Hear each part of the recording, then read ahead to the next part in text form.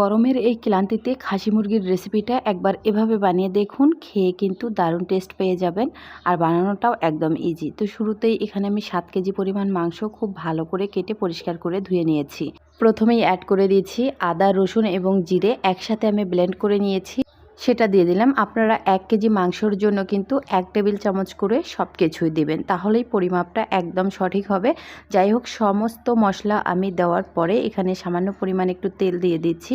পরে কিন্তু তেলের দরকার আছে, তো এটা শুধু জাস্ট মাখানোর জন্য দিয়ে দিয়েছি। তো সমস্ত মশলা দেওয়া হলে খুব ভালো করে মেখে নিয়ে তারপর এটাকে আমি সাইডে রেখে দিব 20 মিনিটের জন্য, ঢাকা দিয়ে রেখে দিব।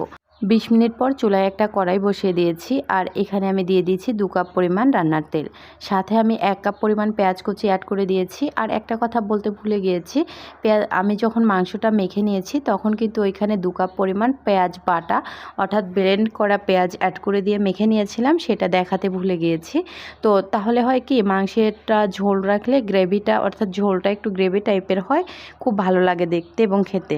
সো যাই হোক, তারপর এই যে পেঁয়াজটা আমি এখন দিলাম, এটা কিন্তু একটু ব্রেস্তার মতো করে নিয়েছি।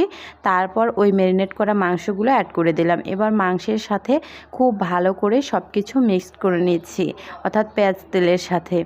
এখন এখান থেকেই যে পানিটা উঠে আসবে অর্থাৎ মাংস থেকে, এই পানি দিয়েই কিন্তু প্রথমে মাংসটাকে এভাবে নেড়েচেড়ে বেশ কিছুক্ষণ কষিয়ে নিতে হবে। আর এভাবে মেখে রেখে মাংসটা রান্না করলে না দ্রুত সিদ্ধ হয়ে যায়। এমনিতে কিন্তু খাসি মুরগিটা একটু সিদ্ধ হতে সময় লাগে, তাই না? কিন্তু এইভাবে রান্না করে দেখবেন আপনি, এই যে এই মাংসর থেকে যে পানিটা উঠবে তাতেই কিন্তু প্রায় সিদ্ধ ভাবটা চলে আসে।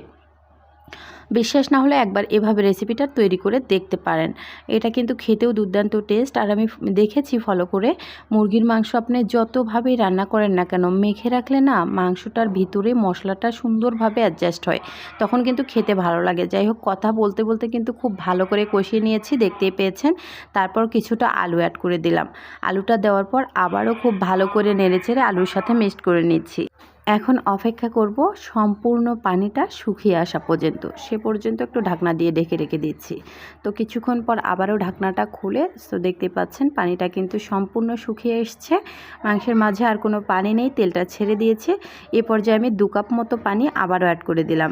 আবারও খুব ভালো করে সব কিছু কষিয়ে নিব, অর্থাৎ পানিটা শুকিয়ে আসা পর্যন্ত অপেক্ষা করব। রেসিপি ভালো লাগলে ইউটিউব, ফেসবুক যেখান থেকেই দেখেন না কেন আমার পরিবারে যুক্ত হয়ে যাবেন। সম্পূর্ণ রেসিপি দেখার পর আপনাদের কাছে যদি মনে হয় একটুও ভালো লেগেছে, প্লিজ একটা হলেও লাইক, কমেন্টস অথবা শেয়ার করবেন। আর তীব্র এই গরমের দিনে যে কোনো মাংসের রেসিপি আমার কাছে মনে হয় যে এভাবে রান্না করলে সবার কাছেই ভালো লাগবে, পছন্দের হবে। কারণ এই গরমের দিনে ভুনা টাইপের চেয়ে ঝোলটা খেতে সবারই একটু কিন্তু ইচ্ছে করে, তাই না? যাই হোক, খুব ভালো করে কষিয়ে নেওয়া শেষ। এখন আমি ঝোলটা অ্যাড করে দিয়েছি। তো একেবারে পাতলা ঝোল রান্না করব আমি। তো দেখতেই পাচ্ছেন কতগুলো আমি পানিটা অ্যাড করে দিয়েছি। আপনারা একবারে মাংসটা ডুবে পানি দিবেন। তো চাইলে কিন্তু আপনারা ভুনা টাইপের খেতে পারেন, এটা যা যার ইচ্ছা। তবে তীব্র এই গরমে একবার হলেও ঝোল টাইপের মাংস খাওয়া যায় আমি মনে করি।